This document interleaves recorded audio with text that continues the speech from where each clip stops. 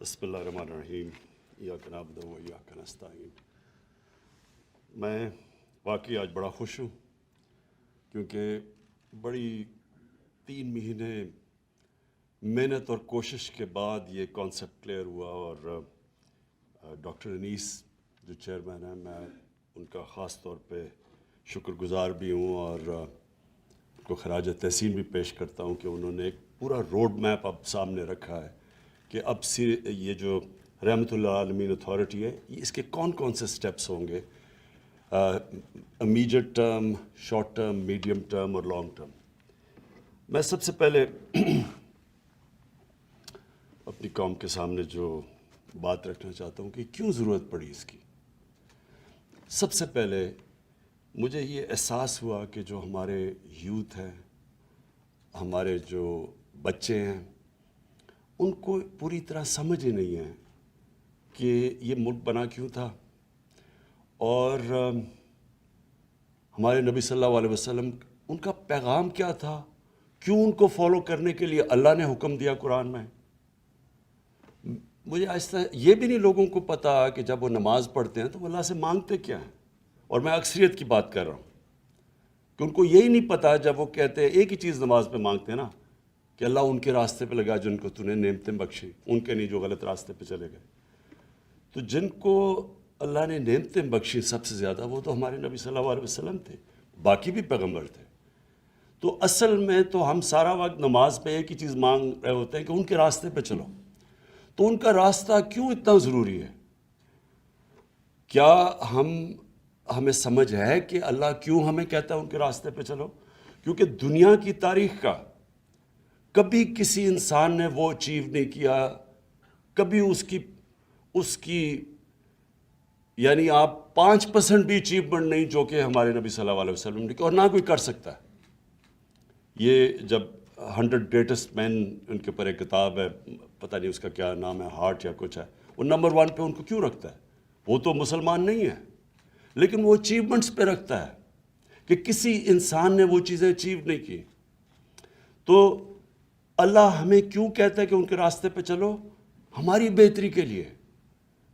جب وہ کہتا ہے کہ وہ 2 راستے آپ کے سامنے، ایک اللہ کی وہ راستے جس پہ اللہ نے نعمتیں بخشی ہیں، تو وہ جو راستہ ہے وہ آسان راستہ نہیں ہے، کیونکہ نبی صلی اللہ علیہ وسلم کا آسان راستہ نہیں تھا، لیکن وہ انسان کی عظمت کا راستہ تھا۔ تو ہمیں مجھے احساس ہونا شروع ہوا بہت پہلے، پولیٹکس میں آنے سے بھی پہلے، کہ مجھے یہ احساس ہونا شروع ہوا کہ ہمیں کسی کو، میں نے جب کم از کم میں جب اسکول میں تھا تو میں نے جب پڑھا تو مجھے کبھی یہ چیزیں نہیں کسی نے بتائی۔ مجھے میری دینیات اور اسلامیات کی کلاس کے اندر مجھے کبھی یہ نہیں بتایا گیا کہ کیوں میں نبی صلی اللہ علیہ وسلم کے راستے پہ چلوں۔ پھر مجھے یہ بھی نہیں بتایا گیا کہ وہ ریاست مدینہ، وہ کیا اس کے کیا پرنسپلز تھے کہ ایک دم وہ لوگ جن کی حیثیت ہی کوئی نہیں تھی، دیکھتے دیکھتے 2 سپر پاورز ان کے سامنے گرتی ہیں اور دنیا کی امامت کرنا شروع کر دیتے ہیں۔ وہ کون سے پرنسپلز تھے؟ ہمیں تو سارا وقت جو بتایا گیا تھا کہ دیکھیں جی اگر آپ نے آگے بڑھنا ہے تو وہ برطانیہ، اور میں جب اسکول میں تھا تو نہیں ہمیں آزادی ملی تھی، تو ہماری بھی ذہنی غلامی تھی کہ ان کے راستے پہ چلو۔ وہ دیکھو وہ جو انگریز ہے، جو ان کا سسٹم ہے، جو ویسٹ منسٹر ڈیموکریسی ہے، اس کے راستے پہ چلو اگر اوپر جانا ہے۔ ہمیں پڑھایا کچھ جاتا تھا، لیکن اصل میں ہمیں یہ کہا جاتا تھا کہ اصل میں انسان اوپر جا ہی نہیں سکتا جب تک ان کے راستے پہ نہ چلو جنہوں نے آپ کے اوپر حکومت کی تھی۔ اور یہ سب سے بڑا مسئلہ ہے کہ ہمارے میں ایک ڈسکنیکٹ ہے۔ ہم جب دین کی اپنے بچوں کو تعلیم دیتے ہیں، ہم ان کو یہ بتا ہی نہیں سکتے کہ کیا وجہ ہے کہ آپ کو یہ جو ہم آپ کو پڑھاتے ہیں کہ ان کے راستے پہ کیوں چلو۔ تو دیکھیں، میں کوئی اسلامک اسکالر نہیں ہوں، میری تو اپنی زندگی سے سارے تجربہ ہوا ہے مجھے۔ میں تو اسلام کی طرف، دین کی طرف، اسلام تو خیر ہم پیدا ہی اسلام میں ہوئے تھے، لیکن دین کی طرف سے تو میں اپنی زندگی کے تجربے سے آیا ہوں۔ اور وہ کیسے؟ کیونکہ مجھے 2 مختلف کلچرز کو میں نے اندر سے دیکھا، اپنے پاکستان کا تو میں ماں باپ اور ہمارے اسکول کلچر تو دیکھ ہی لیا تھا، لیکن میں نے مغربی کلچر کو اندر سے دیکھا، اور پھر میں نے اپنا تجزیہ کر کے میں پھر ان نتیجوں پہ پہنچا، اور آہستہ آہستہ جو اصل چینج جب میرے میں آیا، جب میں نے نبی صلی اللہ علیہ وسلم کی زندگی پڑھی، ان کی سیرت پڑھی، اسٹڈی کیا اس کو، تو اصل میں تو چینج تب میرے میں آیا۔ تو میں یہ سمجھتا ہوں کہ جو ہم نے اپنے بچوں کو اگر ہم نے صحیح تربیت دے دی اور صحیح معنی میں ان کو سیرت نبی، ان کو اسکول سے ان کو صرف بتا دیا کہ وہ ان کا راستہ کیا تھا، یہی اس قوم کو اوپر اٹھا دے گی۔ کیونکہ کوئی قوم جس کا کیریکٹر بڑا نہیں ہوتا وہ بڑی قوم نہیں بن سکتی۔ تو جو انہوں نے مدینہ میں کیا کیا تھا، انہوں نے سب سے پہلے تو 2 پرنسپلز پہ مدینہ کی ریاست بنائی، عدل اور انصاف اور فلاحی ریاست، اور انہوں نے پھر انسانوں کی کیریکٹر بلڈنگ کی۔ وہی لوگ تھے، انہوں نے ان کو جو کیریکٹر کی ٹرانسفارمیشن کی، یہی چینج تھا۔ تو وہ تو دنیا کے سامنے وہ لوگ جو عرب 2 سپر پاورز کے بیچ میں تھے، کوئی حیثیت نہیں تھی، وہ ایک تاریخ ہے۔ یہ کوئی یعنی باقی اللہ کے پیغمبروں کی تاریخ میں اس طرح ڈیلی زندگی کسی کی بھی نہیں ہے۔ یہ ہمیں اپنے نبی کی تو ہمیں پہلے دن سے پتہ ہے کہ ان کی زندگی کب انہوں نے ہجرت کی اور پھر کب دنیا سے گئے، وہ سارے ان کا ریکارڈ ہے ہمارے پاس، کہ کب جنگ بدر ہوئی، پھر خندق ہوئی، پھر وہ جو ان کو صلح حدیبیہ ہوئی، یہ سارا تاریخ کا حصہ ہے۔ تو ایک سمجھ لیں، ہمیں کبھی اپنے آپ سے پوچھتے رہیں کہ یہ کیا ٹرانسفارمیشن تھی کہ ایک دم یہ کہیں بھی دنیا کا اس کی کوئی مثال نہیں ہے کہ ایک دم ٹرانسفارم ہو کے ایک دنیا کی امامت کی۔ اس لیے اللہ کہتا ہے کہ ان کی زندگی سے سیکھو، ہماری بہتری کے لیے۔ ہم اگر اس پہ چلیں گے قوم اٹھ جائے گی، اگر انسان ان کو کاپی کرے گا وہ کیریکٹر بڑا ہو جائے گا۔ پھر جب سے مجھے حکومت ملی تو میں نے یہ کیوں میں نے رحمت اللہ عالمین اتھارٹی کا فیصلہ کیا؟ سب سے پہلے میں کیونکہ مغربی کلچر بھی سمجھتا تھا، اپنا بھی کلچر دیکھا، تو میں نے یہ ریئلائز کیا کہ گورنمنٹ کئی چیزیں نہیں ٹھیک کر سکتی۔ کیا نہیں ہم ٹھیک کر سکتے؟ مدینہ کی ریاست میں جو قرآن کی آیت ہے، امر بالمعروف، اچھائی کے ساتھ کھڑی اور برائی کو ختم کرو، یہ جو برائی کے خلاف کھڑے ہو، یہ جو بیسک جس کو ایک مورالٹی یا ایتھکس ایک سوسائٹی کی، اس کے اوپر بیس ہوتی ہے۔ تو میں نے جب دیکھا کہ ہمارے سے وہ بہت آگے ہے مغرب، برطانیہ کا جو سوسائٹی ہے وہ ہمارے سے بہت آگے ہے، وہ واقعی برائی کو دباتی ہے اور اچھائی کے ساتھ کھڑی ہوتی ہے۔ ان کی جو ایتھکس ہے، ان کی جو مورالٹی ہمارے سے بہت آگے ہے۔ کبھی بھی وہاں کوئی تصور بھی نہیں کر سکتا کہ وہ پبلک کا پیسہ چوری کرے، کوئی مقصود چپڑاسی کے نام پہ 4.25 ارب روپیہ رکھتے اور وہ کئی شکل بھی دکھا سکے۔ سوسائٹی روکتی ہے اس کو، کیونکہ میں نے تو وہاں دیکھا ہوا ہے۔ وہاں ایک لارڈ آرچر تھا، بڑا قریب تھا مارگریٹ تھیچر کے، وہ صرف اس نے عدالت میں جا کے اس کا جھوٹ پکڑا گیا، 3 سال جیل میں گزارا۔ سب سے طاقتور پرائم منسٹر کا وہ قریبی آدمی تھا۔ لارڈ آرچر نے 3 سال جیل میں گزاری، کوئی اس کو کھانے پہ نہیں بلاتا تھا۔ سنگاپور میں لی کوان یو نے جب سنگاپور کو چینج کیا، جب سنگاپور میں بھی بڑی کرپشن تھی، اس نے جب کرپشن چینج کیا، ذہن چینج کیا، امر بالمعروف وہ امپلیمنٹ کیا، تو اس کا جب قریبی دوست تھا جو منسٹر، جب اس نے کرپشن کی پکڑا گیا، خودکشی کی اس نے، کیونکہ اس کو پتا تھا معاشرے میں اب مجھے کوئی آنے نہیں دے گا۔ میں اپنی کیبنٹ کو بھی بتاتا رہتا ہوں کہ امریکہ کے اندر ایک بہت بڑا ملٹی بلینئر تھا، بانی میڈوف، اس کے اوپر فلم بھی بنی ہوئی ہے۔ سب سے سارے بڑے بڑے لوگ، سیلیبریٹیز اس کو ملا کرتے تھے، سب سے طاقتور، بڑا پرومیننٹ آدمی کہنا جاتا تھا، امیر ترین تھا۔ پتہ وہ ایک فراڈ سکیم، پونزی سکیم میں پکڑا گیا۔ اس کے 2 بیٹے تھے، ایک نے خودکشی کی، دوسرا گھر کے اندر ہی بند ہو گیا اور بیماری سے مر گیا, بیوی نے طلاق دے دی. ابھی رپورٹ ایک اور ابھی دیکھ رہا تھا, اس کی بہن اور اس کی بہن کے ہسبینڈ نے خودکشی کر لی. یہ کیوں کی ہے؟ کیونکہ معاشرے کے اندر جگہ ختم ہو جاتی ہے ان کی. تو ہم اگر کرپشن سے یہاں لڑنا ہے, اور یہ یاد رکھیں کہ ملک صرف غریب اس لیے ہوتے ہیں کرپشن کی وجہ سے. ساری دنیا کے اندر آپ اسٹڈی کر لیں, جو غریب ملک ہے, ہر ملک کے اندر کرپشن ہے جو غریب ہے. اور سوئٹزرلینڈ جیسا ملک جس کے کوئی وسائل ہی نہیں ہے, سب سے امیر ترین ملک ہے, کیونکہ وہاں کرپشن نہیں ہے, رول آف لا انڈیکس میں سب سے اوپر ہے. تو اس کے اندر یہ میں صرف مجھے آہستہ آہستہ احساس ہوا ہمارے ملک میں کہ ہم کرپشن کو ایکسیپٹیبل کر بیٹھے ہیں. یہ سب سے زیادہ ایک معاشرے کو تباہ کرنا ہے. معاشرے کے اندر برائی کو ایکسیپٹ کر جاؤ. جس طرح مولانا رومی سے کسی نے پوچھا کہ قوم کیسے مرتی ہے, اس نے کہا اچھے برے کی تمیز ختم کرتی ہے, قوم مر جاتی ہے. اب برائی کو برائی نہ سمجھے, محنت کون کرے گا؟ اگر چوری میں برائی نہیں ہے تو میں کیوں پڑھوں, میں کیوں محنت کروں؟ جب میں آرام سے قبضہ گروپ بن جاؤں یا میں کوئی منسٹر بن کے پیسے بنانا, میں کیوں محنت کروں؟ اس لیے مدینہ کا جو ریاست تھی وہ اس بنیاد پہ کھڑی کی گئی تھی. تو ادھر وہ ہمارے سے بہت آگے ہیں.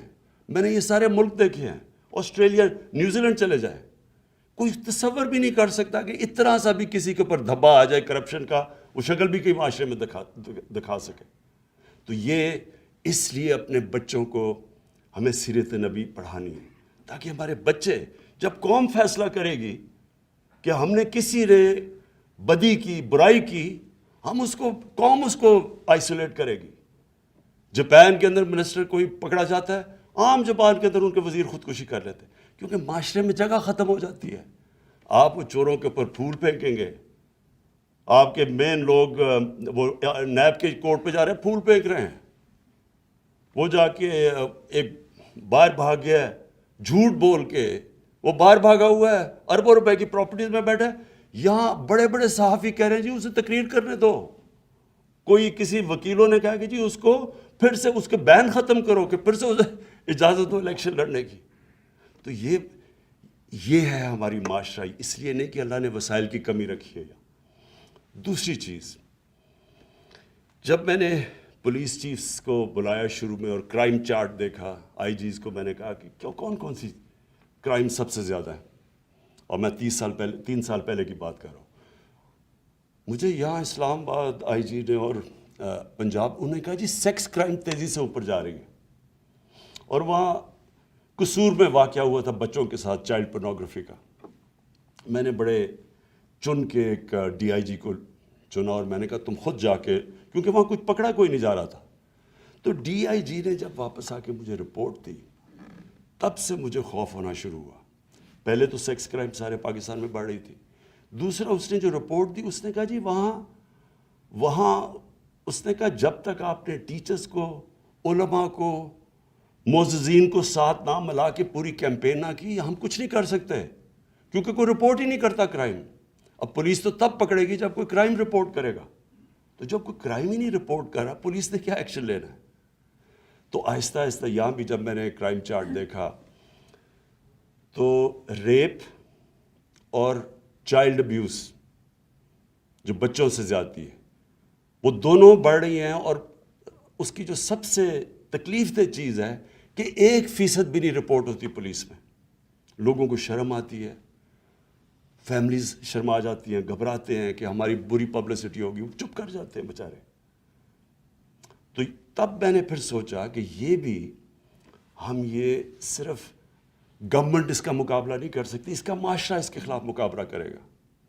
اور معاشرہ تب مقابلہ کرے گا جب ہم معاشرے کے اندر یہ ایتھکس تو دیں, لوگوں کو بتائیں تو صحیح کہ کیوں اسلام کے اندر یہ جو ہمارا پردے کا کانسیپٹ ہے, اور میں صرف کپڑوں کی بات نہیں کر رہا, آنکھوں کا پردہ, یہ جو کانسیپٹ ہے یہ کیوں ہے.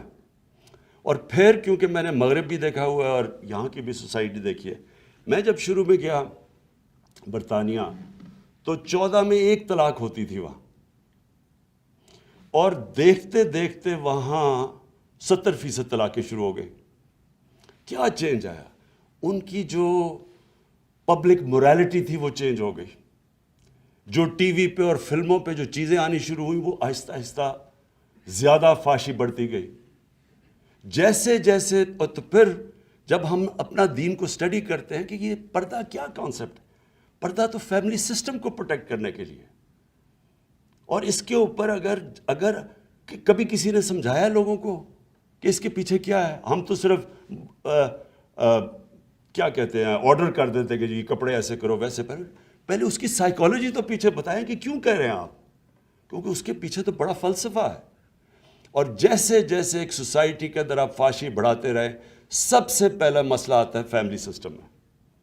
آپ اگر ہالی ووڈ کے اندر آپ ذرا کبھی پڑھ لیں کہ ہالی ووڈ میں جدھر سے سارا ٹرینڈز نکلتی ہیں تو وہاں ایک شادی 2.5 سال لاسٹ کرتی ہے ایوریج پہ, کیونکہ آپ بڑھاتے جائیں گے وہ اس کا ڈائریکٹ امپیکٹ فیملی سسٹم پہ پڑے گا.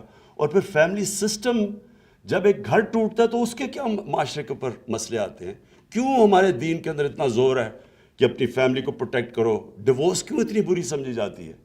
کیونکہ اس کا بچوں پہ افیکٹ پڑتا ہے. تو جب ہم وہاں دیکھتا ہوں تو ان کی بہت بڑی تباہی آئی ہے اس کی وجہ سے. سارا مغرب کے اندر پچھلے 30-40 سال دیکھیں فیملی سسٹم ٹوٹتا جا رہا ہے. ہم ان سے بہت آگے. اللہ نے ہمارا فیملی سسٹم ابھی بھی پروٹیکٹ کیا ہوا ہے. اور ابھی بھی ہمارے علماء کو, ہماری یہ اتھارٹی, کم از کم ہم اپنے یوتھ کو یونیورسٹیز میں کالجز میں بتائیں تو صحیح کہ فلسفہ اس کے پیچھے کیا ہے, کیا پرابلم ہوتا ہے جب فیملی ٹوٹتی ہے. بچوں کے اوپر کیوں نہیں بچے کمپیٹ کر سکتے ایکڈیمکلی جب ایک ٹوٹے ہوئے گھر سے آتے ہیں. ان کے اس کے بڑے اب اس کے اوپر کافی ریسرچ ہوئی ہے. ہمارے لوگوں کو پوری طرح اس کی سمجھ. اس لیے میں نے, کیونکہ یہ معاشرہ لڑتا ہے اس سے, یہ گورنمنٹ نہیں لڑ سکتی. اور تو ہم نے تب سوچا کہ اس کا تو طریقہ یہ ہے کہ ہم اسکالرس کو اکٹھا کریں اور پھر سارے اور بھی علماء سب کو اکٹھا کریں, تقسیم نہ کریں. یہاں ایک یہ بڑا پرابلم ہے کہ سب کی اپنی ڈیڈ اینڈ کی مسجد بٹھا کے دو چل رہے ہوتے ہیں. مقصد تو ہم سب کا ایک ہی ہے. تو اس لیے کامن گراؤنڈ پہ سب کو اکٹھا کریں اور پھر اپنی اسکولوں سے شروع کریں. جس طرح ڈاکٹر انیس نے بالکل بات ٹھیک کی کہ کارٹونز جو ہیں ان کے اندر آپ دیکھیں کلچر کیا آتا ہے. آپ کارٹون ذرا کبھی دیکھیں, بچے کیا دیکھ رہے ہیں؟ نہ وہاں ماں باپ کی عزت ہے. ماں باپ کی عزت کے پیچھے پورا فلسفہ ہے. فلسفہ کیا ماں باپ کی عزت کے پیچھے؟ ہمارے دین میں کیوں ماں باپ کی عزت ہے؟ آپ ان کے پروگرام دیکھیں جو بچے دیکھ رہے ہیں, اس میں تو ماں باپ کی عزت نہیں ہے, استاد کی عزت ہے. ماں باپ کی عزت کیوں امپورٹنٹ ہے؟ ماں باپ کی عزت اس لیے امپورٹنٹ ہے کہ ماں یا باپ خود جو مرضی زندگی کے اندر گناہ کریں اور برے کام کریں, وہ چاہتے ہیں اپنے بچوں کو ان سے سیکھ کے بچوں کو کہتے ہیں کہ آپ یہ نہ کریں. کیونکہ بچوں کی بھلائی سب سے زیادہ بلوس جو پیار ہوتا ہے وہ ماں باپ کا بچوں سے ہوتا ہے. تو وہ چاہتے ہیں کہ ہمارے بچے کم از کم ٹھیک ہو. اس لیے قرآن میں کہا کہ ماں باپ کی عزت کرو. اس لیے نہیں کہ ماں باپ فرشتے ہیں, اس لیے کہ ماں باپ اپنی جو غلطیاں کی ہیں وہ یہ نہیں چاہتے ہمارے بچے ہماری غلطیاں دہرائیں. اور یہ سارے جو کانسیپٹس ہیں سمجھانے ہم نے, یعنی ہم نے سوسائٹی کو جب پوری طرح ان کی تربیت کرنی ہے تو یہ کانسیپٹس ہیں ہمارے دین کے, ان کو عام آدمی کی زبان پہ سمجھانا ہے ہم نے. اور جو آپ نے بڑا اچھا, میں صرف آپ کے سامنے رکھوں کیونکہ ڈاکٹر انیس آپ نے پہلی دفعہ بڑی محنت کر کے ایک پورا روڈ میپ آپ بنایا ہے ہمارے رحمۃ اللہ عالمین کا. تو کیریکٹر بلڈنگ کے لیے, اچھا کیریکٹر بلڈنگ کے اندر لیڈرشپ بھی آ جاتی ہے. دیکھیں لیڈرشپ جو دنیا میں کوئی بھی پیمانے پہ دیکھ لیں تو وہ لیڈرشپ کسی انسان کی نہیں تھی جو نبی صلی اللہ علیہ وسلم کی تھی. اس کی ٹیسٹ کیا تھا کہ جو ان کے ارد گرد تھے وہ سارے لیڈر بن گئے, جو ان کو دیکھتے دیکھتے لوگ لیڈر بن گئے. جو اگر آپ وہ اسلام کی تاریخ پڑھیں اور وہ جو پیریڈ ان کے بعد جب ان کی دنیا کے جانے کے بعد پیریڈ دیکھیں تو اتنے زیادہ عظیم لوگ کبھی اتنی تھوڑے ٹائم ہسٹری میں آئے نہیں ہیں, کیونکہ جو ان کو دیکھ رہے تھے وہ عظیم لوگ بن گئے. تو سب یہ جو لیڈرشپ کانسیپٹ ہے یہ بہت امپورٹنٹ ہے کہ ہم بتائیں تو صحیح اپنے یوتھ کو کہ لیڈرشپ کی وہ کون سی کوالٹیز ہیں. اور پھر ایجوکیشن, بچوں کو یہ جو سیرت کا بتائیں لوگوں کو کہ کیا وہ کون سی کوالٹیز تھی. فیملی سسٹم میں کیا بیٹھا ہوں. Interfaith communal harmony. یعنی یہ جو ہمارا، ہم کئی دفعہ یہ سمجھتے ہیں، ہم تو تقسیم جو کرتے رہتے ہیں انسانوں کو، ہم یہ ریئلائز نہیں کرتے کہ نبی صلی اللہ علیہ وسلم جو ان کو اللہ نے ٹائٹل دی تھی رحمت اللہ عالمین، وہ انسانوں کو، سب انسانوں کے لیے تھے، سب انسانوں کے لیے رحمت بن کے آئے تھے. وہ یونائٹ کرنے آئے تھے انسانوں کو. جو مساک مدینہ تھا وہ جو یہودی بھی تھے، عیسائی بھی تھے، لیکن ان سب کو انہوں نے یونائٹ کیا تھا. تو یہ جو کانسیپٹ ہے، جو ہم تقسیم کرتے ہیں ہر وقت، اگر برے لیڈر کی سب سے بڑی نشانی یہ ہوتی ہے کہ وہ انسانوں کو تقسیم کرتا ہے، اور بڑا لیڈر وہ ہوتا ہے جو ہمارے نبی صلی اللہ علیہ وسلم انسانوں کو اکٹھا کرنا. جو قائد اعظم نے کوشش کی، ہندو مسلم یونٹی کے ایمبیسڈر سمجھے جاتے تھے شروع میں، اور نیلسن منڈیلا نے جو کیا ساؤتھ افریقہ میں کہ انسانوں کو اکٹھا کیا.